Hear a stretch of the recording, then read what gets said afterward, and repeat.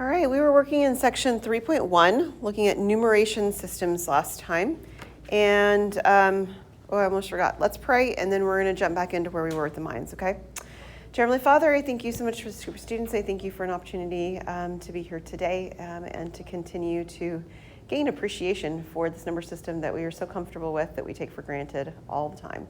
I pray that you would help us to make sense of the things that others have done in the past and to be able to examine those in the light that you have given us today. We pray these things in Jesus' name. Amen. So we were taking a look at the Mayans when we left off. For those of you who were gone last time, let me just at least reiterate what the details were for the Mayans so that we can have a discussion here that makes sense. So the Mayans had three symbols. They had a dot that's worth 1. They had a short little horizontal line segment that's worth 5. And they had this one at the bottom. It looks kind of like a shell, like a clam shell. It's worth 0. They have a place value system, which means like ours has, we have the ones place, the tens place, the hundreds place. Ours are powers of 10. Theirs are modified base 20. So if it were powers of 20, it would mean they've got the ones place, the 20s place, the 20 squared, the 20 cubed, and so on. It's written vertically where they do dots on top of bars. And here's an example of what we looked at last time. So the number 7 would be this bar with 2 dots on top.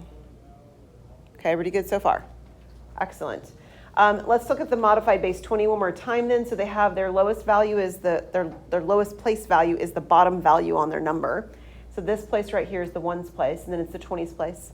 And then if it were a base 20 system, it would go to 20 squared, 20 cubed, and so forth. But they didn't do the third place value as 20 squared. They did it as 20 times 18. And then they did 20 squared times 18, 20 cubed times 18, and so forth. And the reason that happens is because they've got the number 360 showing up, and 360 was what? Audience participation. Why did they like 360s? It was a calendar. That was the approximate number of days in the year. That's why they wanted that number showing up in their place value system. Yeah. Okay, so like we were doing with the other systems, what we're first going to do is look at what happens to try to find the number that comes before a number and the number that comes after a number that we're given in their system. And again, the goal is not turn it into our number and then write it back, take one off, add one to it, and write it in their number system. That's not what we did. We're taking a look at their number, and we're actually working within their system. So the number that you have on your paper looks something like this. It has 2 dots and a bar, and then it has 4 dots and a bar. Is that right? I think that's what you guys have written down. Okay, so we're going to figure out what number comes before this one and what number comes after this one.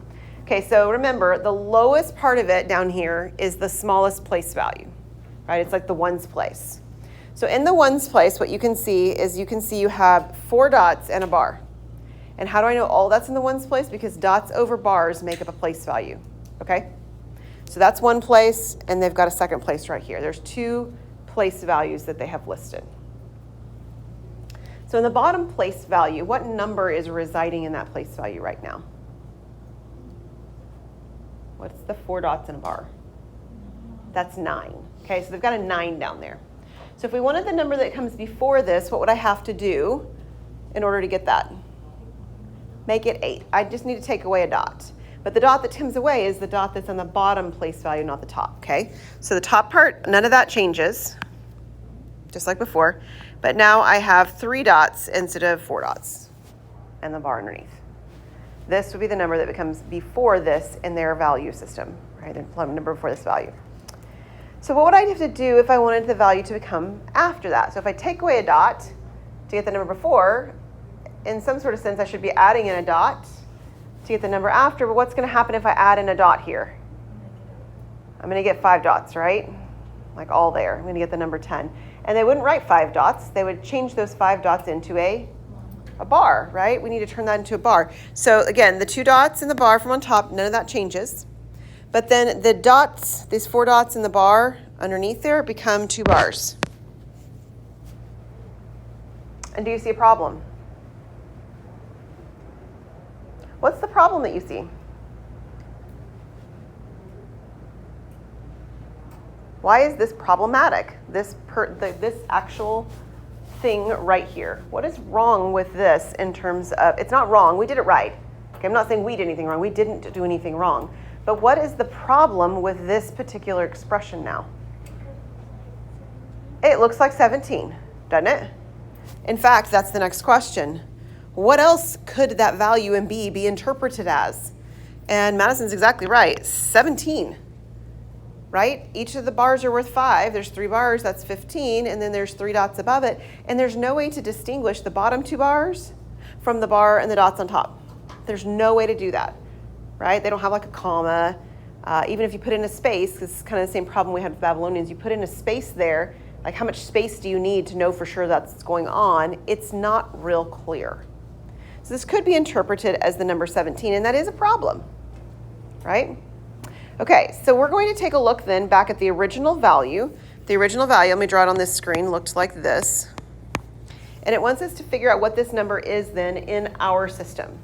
So like we said, we only put place value breaks where we know for sure they exist. They have to exist here because dots go on top of bars. And at that green line where I drew it, there's a bar that's above the 3 dots. So there has to be a place value change there. So above the green line, what value do I have? 7. And below the green line, sorry, there should have been 4 of those there from the previous, that was the very first problem. I just wrote it down wrong. Below the green line, what value do I have? 9. Now this is not the number 79, okay? There's a 7 and there's a 9, but they're within their place value, right? This is the ones place, and this is the 20s place, right? That's what we wrote on the first screen. Let me go back over here and remind you.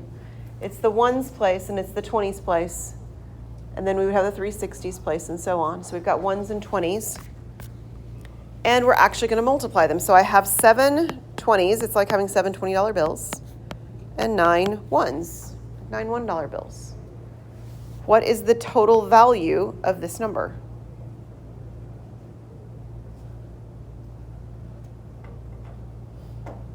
Don't overthink this. What is it? 149, thank you so much. It's 149. That's that number in our system. That's what we would say that number value is. Okay. Are you good, Madison? What's the question you have? Yeah, no, she answered. You got it? Okay. Mm-hmm. Good, Kinley? Okay. All right, let's actually go the other direction now. So again, this is taking their number and putting it into our terms. Now we're going to take one of our numbers and we're going to put it into their terms. Okay? So the number is 58,532. I want it to be big because I want you to see several iterations so you can see how it works. And remember, they have the ones place. They have the 20s place. They had the 360s. Then it went to 7,200. That's not 7,200. Let's try again. 7,200. And then it went to 144,000. So this sort of just notes to the side because I changed pages. You probably didn't change screens. All right, so this works just like it did last time with the Babylonians. Okay, we have this division algorithm. We take 58,532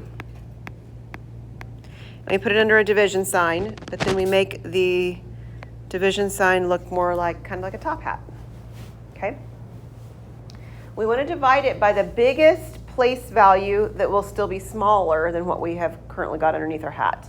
What's the biggest number I can divide this by? Which one?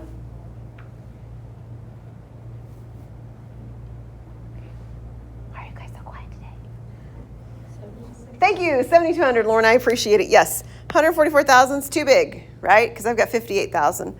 So the next one's 7,200 or 7,200. We're going to divide by that. All right, so here's what we did last time. Grab a calculator out. Remember, you're going to do the division. We want to know the number of whole number times it goes in. Okay, so it's going to give you a whole number and some decimals. I just want to know what the whole number part of it is before the decimal. What was it? 8. Fantastic, 8. And then what we do is we take that 8 and we multiply it by the 7,200 on the other side. So what's 8 times 7,200? 57,600. And we subtract. Okay, so what is 58,532 minus 5,700?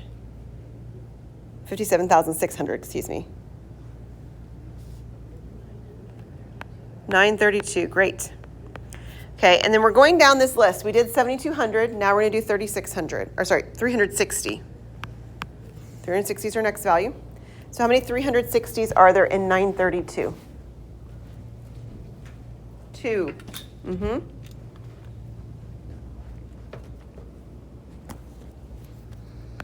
that's 720, right?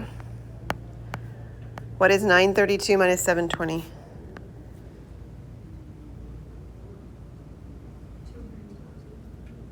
212? Is that what I have? Okay. Great. So we've divided by the 7200, we divided by the 360. Now we're going to divide by 20. How many 20s are there in 212? 10. 10 times 20 is 200, which leaves us with 12 left over. Our last number to divide by is 1, goes in 12 times. I get a remainder of 0 at the bottom, and the last thing I divided by is a 1. I've taken care of everything. Now you're not done. The goal is to write it in their symbols. Now we know how many of each of the values are supposed to be. Like I've got to have an 8, I'm going to have a 2, I'm going to have a 10, I'm going to have 12. But I need to write it in their symbols. So how do I write an 8 in their symbols? 3 dots and a bar. That's an 8. Very good. How do I write a 2 in their symbols? 2 dots. How do I write a 10 in their symbols? 2 bars. How do I write a 12 in their symbols? 2 dots and 2 bars. And do you see the problem that can occur when you see this now? It kind of looks like there's only 3 place values, doesn't it? This 2 and this 10 here together ended up being 2 dots and 2 bars, which looks just like the 2 dots, 2 bars on the number 12 below. And there's no way around this, right? We're not solving their problems. The problems did not solve themselves. There's a reason the numbers don't exist that we're using them this way today. But this is what it would be, okay? So we did it correctly, but it has flaws. All right, our next number system is one you're familiar with, to some degree anyway. It's Roman numerals. So let's see how many of these you are familiar with. What is the value of the symbol I? 1, thank you. And how about the V? It's 5. It's 5. What about the X? 10. And at this point, I'm going to lose at least half of you because those are the 3 we use all the time. After that, we don't use these as many times. Does anybody happen to know what the L is? It's 50. C? 100. So even if you don't know what D is, can you guess what it might be? Close. It's 500. Do you see the pattern yet? What would the M be? Oh, somebody said it's 1,000. Oh, one more 0, 1,000. Okay, and these are all the symbols they have. There are no other symbols. We can use numbers bigger than 1,000 though. Okay, so there's a lot of details for this number system. I'll flip to my next slide in just a second. But before I do, where do you see Roman numerals used today? Super Bowl. There was one that had an L at the Super Bowl recently, which is why if anybody does know that one, you might know that one because of that. In books. Yeah, book chapters will often be done that way, especially if they're older books, right? Things that are written a ways back. For example, my daughter was just in a play this week in Pride and Prejudice, which is really interesting because my juniors in high school are in the process of reading Pride and Prejudice right now. This is an older book. It's got Roman numerals in it for the chapter headers, yeah. How about outlines? Does anybody teach from outlines anymore? I've never taught from outlines, but I know people did when I was in college. They put outlines and they'd use the symbols with Roman numerals in there sometimes. There was another one. Let me see if I have it in the slides deck. I don't. I ended up at Kohl's one day, and there was actually a shirt that had Roman numerals on it as well. And it was very clever with Roman numerals. We'll see if I can find my picture of the shirt, and I have a picture of another one as well before I come next time. But they show up in different places. They're still fairly common. There's still some problems in their system. So let's actually look at some of the details of their system. You know some of the details. For example, if you write the number 3, what do? You just do 3 I's, right? 3 of the ones that look like hash marks or something like that, right? If you wanted to write the number 300, you'd do the same thing. You'd write 3 C's. Okay, so there's some of this sort of repetition of values that go on, but there's some other things too. So here's some properties. First, they have what they call, or we're going to call, a subtraction property. They do not want to write a symbol more than 3 times. Okay, so I asked you what the number 3 was, but I didn't ask you what the number 4 was. So the number 4 is not 4 i's. And you probably know that because you've probably seen that before. They put a smaller value in front of a larger one to indicate subtraction. So when they do that and they put the smaller one in front of the larger one, they've got like IV, it means 5 minus 1, which would be 4. So anytime there's more than 3 symbols, the smaller is placed in front of the larger, but it's only done when it's one value smaller than it should be. So for instance, when you have 4s and 9s, this is when it shows up. It's the only time. There's no other number it's going to show up for. So if you wanted to write 90, okay, so let me flip back over here. 90, well, here's 100, right? I can't write 9 of these. Clearly, that's not going to work. I also can't write a 50 and 4 10s because that's also 90, but again, I'd write 4 10s. So the way that we would do it instead is that we would take this symbol that's 100, right, C, and we'd put something in front of it to take away that it's got 10 too many. So what's the number 10? X. So over here, what we would do is we would put an X and then a C. 10 before 100 makes 90. But you don't have the ability to do that with something like 99. Yes, they're 9s. Fantastic it would be if I could put an I in front of a C. But I can't do that. I do not have that luxury because we're not working within what we think it should be. We're working within what it really was. This is history. We don't get to go back and change it. So the way that they would have done it is that they would have interpreted this as 90 plus 9. So the way that they would write the 90 is just like we did before, XC. And then the way that they would write the 9, do you know what that one is? It's IX.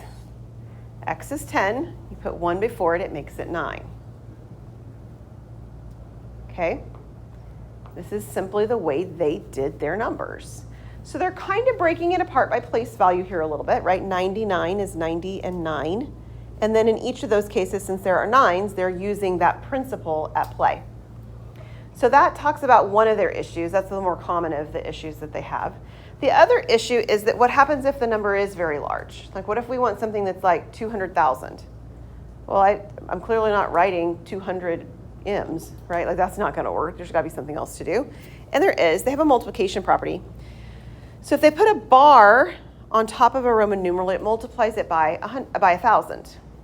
And if they put a double bar on top of it, it multiplies it by 1,000 times 1,000, which is 1,000,000. So for instance, if they looked at the number 9,000, okay, it's in the thousands place.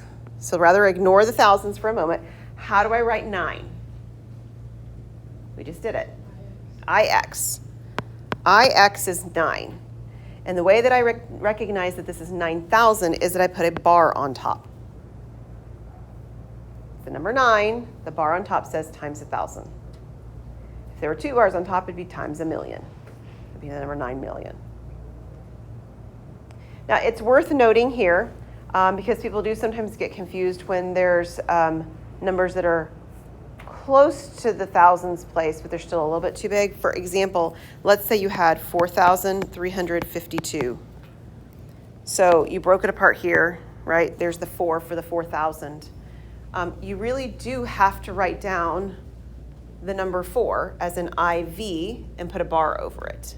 I can't write down 4 M's. But if the number said, I thought that would just get rid of it. Come on, get rid of it. If the number said 3,000, like this 3 would be written as 3 M's. There's no reason I can't do that. It just takes 3 symbols, so I would still use 3 M's. So it's only when it crosses over that threshold into that 4's place that we do the bar on top of it as well. Okay, let's try their system a little bit, play with it a little bit with some numbers. We're gonna do the same thing we did last time. We're gonna start with, here's a number. We wanna know what do we do to find the number that comes before and the number that comes after. So let's take a look at the ending part of it, because the ending part, just like with all of our systems, is the smallest piece. So this ends with an X. What is the X worth? 10. So what do I have to do to get the number before 10? Add an I, and where would I add it, Tessa? In front of it, you got it. So the MCM, that part's the same. And then I need to add or include an I in front of the X, and that makes it 9 at the end. So what would I do to get the number that comes after this then? Well, MCM, that part's the same. What do I have to do to get that 10 to now be an 11? What was that? We put the I after, exactly. So this would be 10, and one more after it's now 11. Okay, so before it's subtraction, after it's addition. What is this value in our number system? Well, let's jot these things down. I'm just spacing them out so I have more space to write. So how much is the M worth? 1,000, right? How much is my C worth? 100. I've got another M here, so that's another 1,000. And we'd already talked about the X being a 10. So anytime we see a smaller value in front of a larger value, there's subtraction. Where do you see subtraction happening here? With what symbols? What is it, Allie? You're saying it. Allie, tell me out loud. C, yeah. The C here is coming before the M. Does everybody see that? This one has a place where there is a smaller value in front of a larger value. So this number is not 100 and then 1,000. It's 900 because it's a subtraction principle. So the value at the beginning is 1,000. The value there in the middle, it's that yellow color, is 900. And my value at the end is 10. So this is 1910. And I'll mention one more place where you can see Roman numerals used. Yes, ma'am. Could you explain what you circled one more time? Yep, anytime a smaller value comes in front of a larger one, that's the subtraction principle. Okay. So when you have 100 before 1,000, or if we had 100 before 500, right? If it's smaller in front of larger, you're subtracting those values instead of adding them together. Okay? Yes? So like with the 99 example, why couldn't we put it just the I in front of the C? Because it's always only one value less. So let me look at this table and try to sort of draw attention to it. These right here group together, which means that the only thing that comes before an X is an I or a V. I didn't say it right. The only thing that comes before an X or a V is an I. Okay. That I can't come before any other value, ever. And if you go down the list, you can do the same thing. So if we go down to the L. The L and C, actually both. Let me do that. The only thing that comes before the L or the C is an X. There will never be anything in front of an L or a C except if it's an X. Could there be an L in front of the C? There wouldn't, because the L is worth 50 and a C is worth 100, and you wouldn't put 50 in front of 100, you'd just put 50. Yeah. And the last three do the same thing. So the only thing that can come before a D or an M is a 100, which is the C. When I have written notes in a different class and I do this, I actually write down a few of these, and you're welcome to write these into your note cards and things like that too if you want. All the ones that are weird, right? So write down what is 50, what is, not 50, what is 40, what is 90, what is 400, what is 900, what is 4, what is 9. And then when you see them, you'll just be able to utilize them instead of have to work through them each time. That's another option. Okay. What does this number right here kind of look like?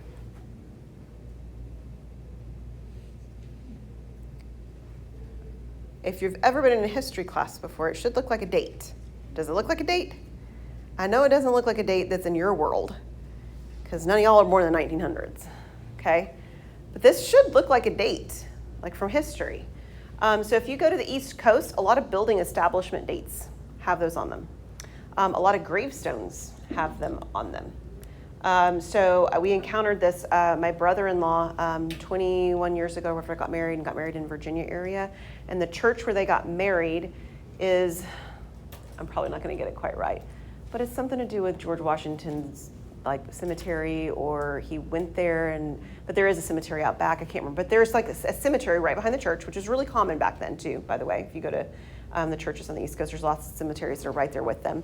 And the gravestones are all marked with dates in Roman numerals for the year. So it's very common way to do that. Okay, so let's go the other direction then. We're going to take a number that's really big. This is definitely not a date, right? really big. And we're going to look at how we write this into Roman numerals. So I have the number 1,492,019. And I'm going to draw in a place value break right here, because clearly the thousands place broke that apart. And while it is true that there is a millions place right here, I don't need a place value break here because it's 1 million. There's a 1 there, right?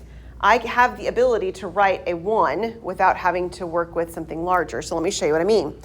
We're going to look at this 1492, which does look like a date. It's Christopher Columbus date, if that sounds familiar to you at all. So the 1492 at the beginning, and we're going to write down how 1,492 would look. So how do I get 1,000?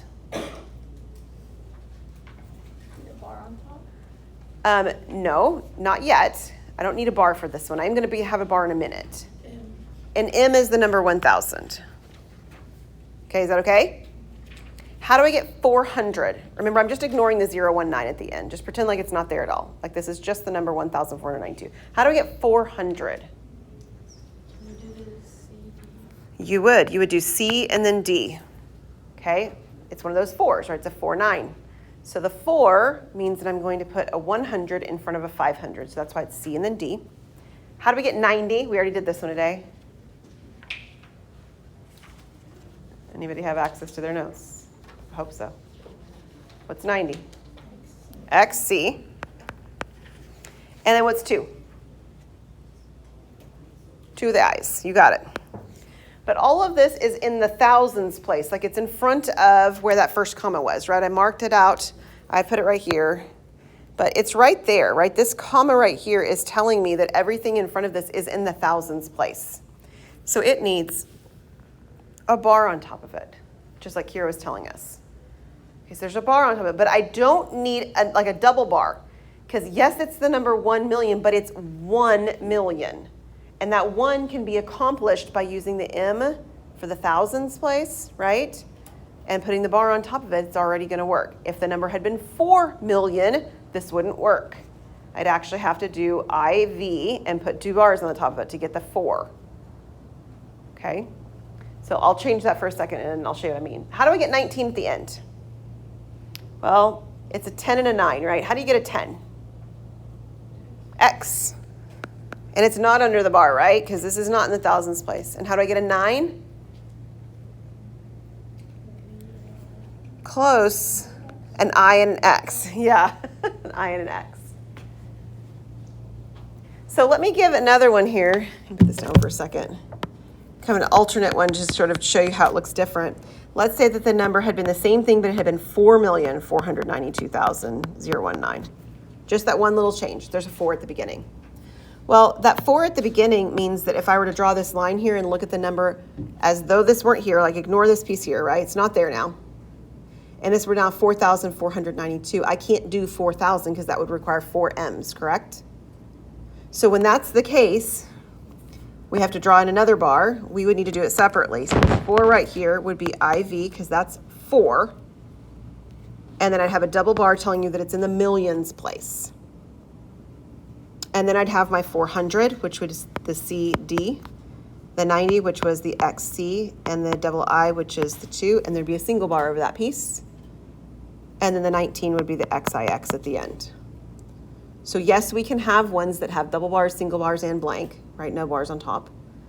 But don't put them there unless they're necessary, right? I'm not going to include them if they're not. So sometimes I get people asking, well, why don't I just do this one as I with a double line on the top of it? And the reality is because I don't need to.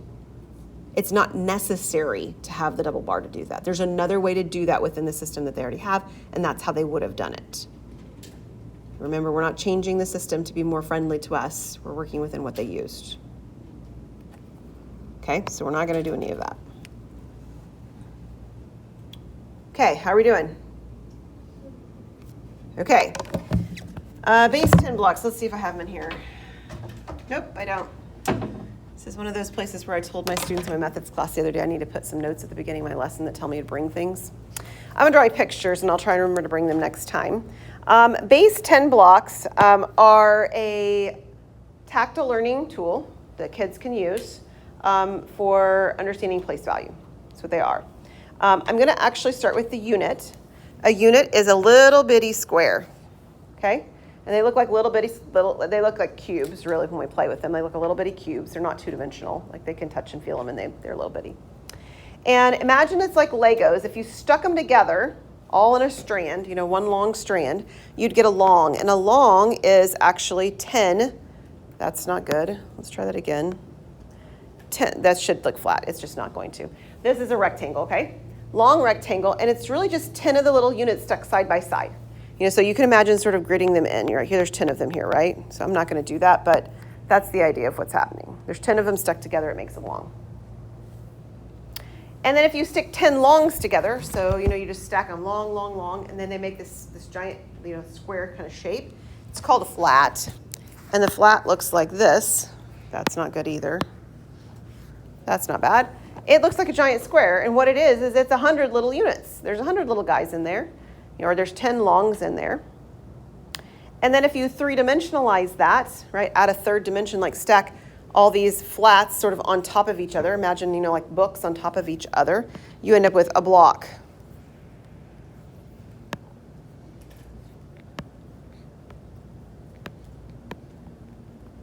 It looks something like this. So it's a three-dimensional now flat. Our unit is worth 1.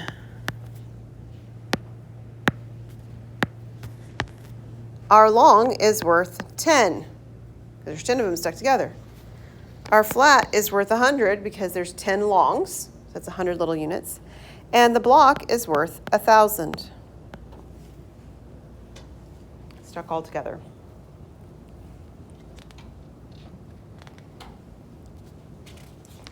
So one of the things that helps, and the reason to use base 10 blocks, and this is definitely like, if you will, the part of this lesson that you could actually use directly in your classroom if you were working with the right age students, is that it shows why we can add certain shapes together and why we can't add certain shapes together, right? Like I can't take a unit, this tiny little square, and a flat, this large square, and say I have 2. One's big and one's small. It doesn't make sense to say that's 2. 2 objects, yes, but the objects are vastly different, right? But if I have 2 units, 2 little squares, that makes sense to say I have 2. And so there's this size feel that it gives to our place value system to help us think about this. Now, again, putting on our hat of feeling a little uncomfortable because we want to get ourselves in our mindset that our kids feel uncomfortable when they encounter these things for the first time. I want you to think for a moment with me, what would happen if instead of having base 10, you had base 8? So base 8 would mean that you don't actually stack together 10 of these little units. You only stack together 8 of them. Okay, so this would be like what the world would be like if you used the old style cartoons and the numbers of figures they put on their figures. Has anybody ever seen like Fred Flintstone and George Jetson and stuff like that? And if you ever look, they have 3, they actually have 3, it looks like this. They have 3 fingers and a thumb. They don't have 4 and a thumb. I don't know why, but that's what it looks like. So if God had made us with 3 fingers and a thumb, just, like cut off your pinkies, and everybody just had this walking around, this is probably the place value system we'd be using, and we wouldn't think anything of it.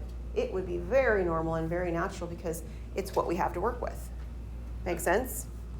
So as we take a look at base 8, if we had a unit in base 8, it's still worth 1. Units are always worth 1. But in base 8, if we stuck all these units together, we would only stick together 8 of them. So our long would be worth 8. So thinking along that line, any idea what a flat would be worth? 64.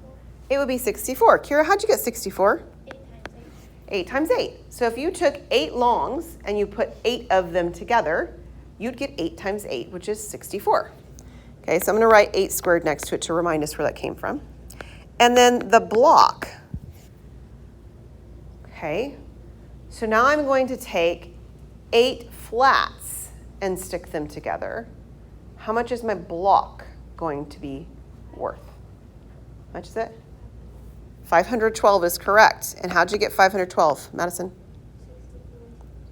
64 times 8, or it's 8 cubed, right? Okay, a block is a 3-dimensional object, hence the 8 cubed that's going on there. It's a cubic value. So if you're thinking about the second question, then it says considering manipulatives, how many units would 237 base 8 be? So imagine somebody comes in with a bunch of, flats and longs and units, and you're wanting to break them all apart. Imagine they're like Legos, and you actually have the ability to break everything apart. And the question is, if you broke them all apart into their individual pieces, and they were all over the floor, heaven forbid, because we don't want people to step on them, we got to collect them, right? How many little bitty blocks would we be recollecting? Can you picture that? So that's what's going on in this question. Well, in this question, we have the units place, the longs place, and the flats place, if you will, right? So this is saying that I have 2 flats, I have 3 longs, and I have 7 units. That's literally what it says when I read that number, 237 base 8. Well, if a flat from part A says it's worth 64, how would I figure out how much 2 flats are worth? Multiply by 2. I'd multiply it by 2, so this is 2 times 64. If a long is worth 8, how would I figure out how much 3 longs are worth? Multiply it by 3, right? Some of you are like, I already know the number, then why are you telling me to multiply? Well, it's 24, right? There's 3 longs, they're each worth 8, 3 times 8 would be my 24. And then I have my 7 units, so there's just 7, or if you prefer, you can write 7 times 1. So this is 2 times 64 plus 3 times 8 plus 7. That's what we have. So somebody grab a calculator and do some addition and multiplication for us real quick. Tell us what you get when you add it all together. What do you have?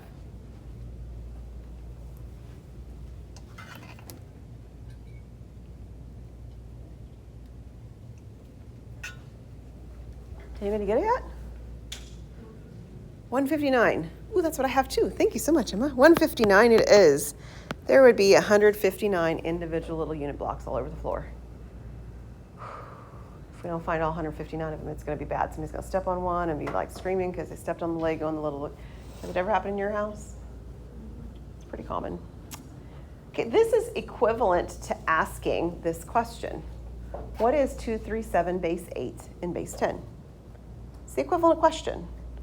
It's definitely got the overlay of this idea of the, flats and longs and blocks and all that stuff on them. That's fine, but it's the same question. So what we're going to be taking a look at in the remainder of this section is what happens in other base systems. So we're familiar with our base 10. We've taken a look at a base 60 system last time. We took a look at a modified base 20 system. But the reality is that there are other base systems, some of which you even use on a regular basis and don't even think about. So let's take a look.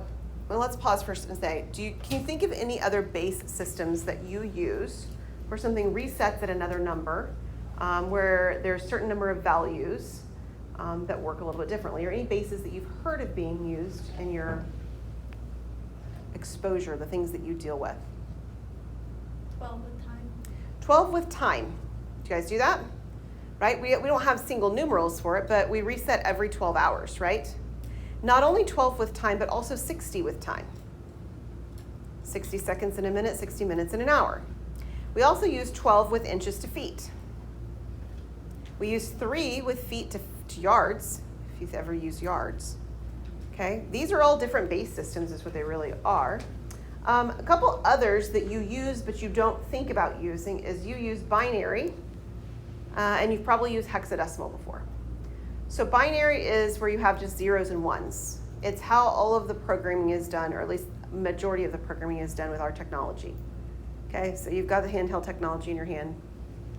You're glued to it right when you leave my classroom, right? Trying to figure out who texted you while you were in here that you didn't see it, right? That kind of thing. It's zeros and ones. It's flips of ons and offs. That's what the ones and zeros do. Another one in technology that's used is hexadecimal. So hexadecimal is actually base 16. And so we'll talk about what that looks like when you give bases that are bigger, kind of like our base 30 or 60 we just did with the clock, or base 12. But we have some base systems that are smaller. They use fewer numerals than our base 10 system. And we have some that use more numerals than our base 10 system. And so we have to have a way to work with each of those. So let's take a look at 3 of these. There's nothing special about these 3 that I picked, by the way. They're just 3 of them. So you can get a feel for how base systems work.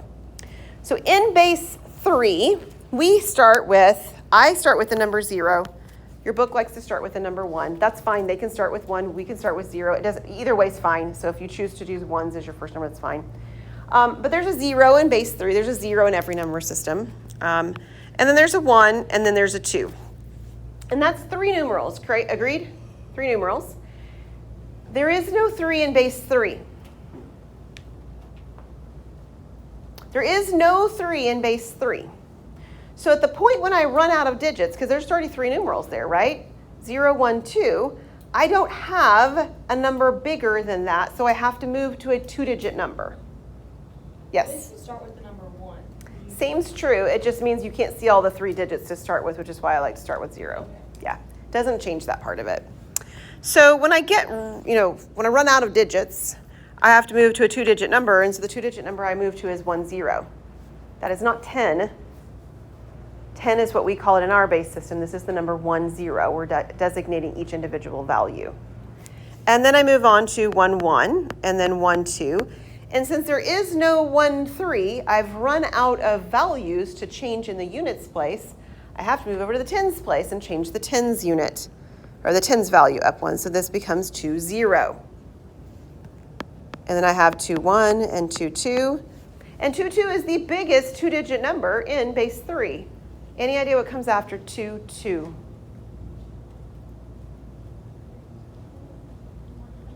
100. Only 3 digits. The smallest 3-digit number is 100, and the process continues. So this continues on after this. And we do this in our system all the time, right? In fact, children struggle with this when they're little first. So they learn to count to 10, right? They go 1, 2, 3, 4, 5, 6, 7, 8, 9, 10. And then when we get to 20, things get a little hairy. Because after 20, there's not a name for the next value. We say 21 and 22. But nobody says, we get 29, it's not 2010, right? We don't say 2010, we say 30. We ran out of 20s when we hit 29, and we got to 30. There's actually other number systems that have better numbers for ours. 11, 12, and 13 are 11, 12, 13. Actually, all of our teens are terrible numbers. Most other languages call them things much more like our 20s, 21, 22. They'd say 10, 1, 10, 2, 10, 3. That's how their structure of their language is for their numbers. So ours is actually quite different because of that. All right, let's do base 7. So in base 7, how many numerals am I going to have? 7, okay? But there's not going to be a 7, but I'm going to have 7 numerals. But my first numeral that I will list is the 0. So what's the biggest numeral in base 7? It is a 6. Once I get to 6, I've run out of numerals. So I need 2 numerals now to make up a number. It will be the number 10. And I will increase to 1, 1, and I'll keep going until I get to 1, 6. And what will be after 1, 6?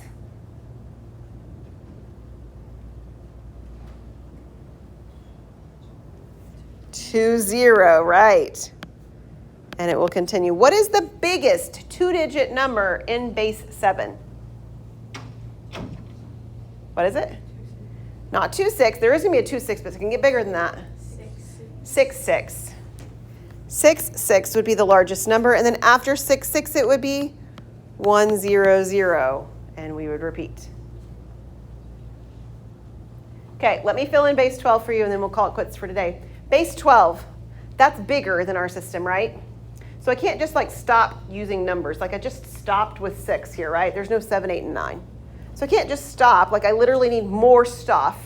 And so I want to show you what your book does, which is different than if you've had contemporary math, just so you know.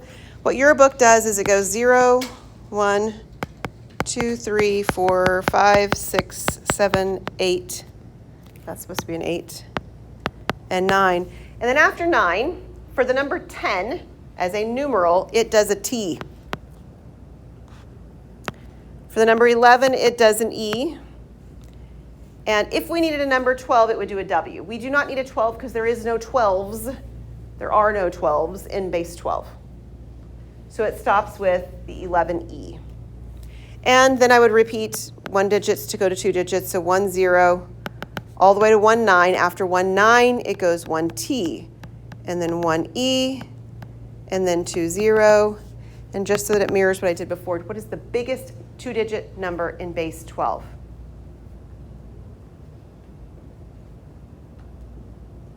What's the biggest numeral in base 12? E, so it's EE. E is our biggest numeral, so EE is our biggest two-digit numeral. And then it goes on to 1, 0, 0 and keeps going. So we will pick up there when we come back next time, looking at how we work with these numbers before and after and converting.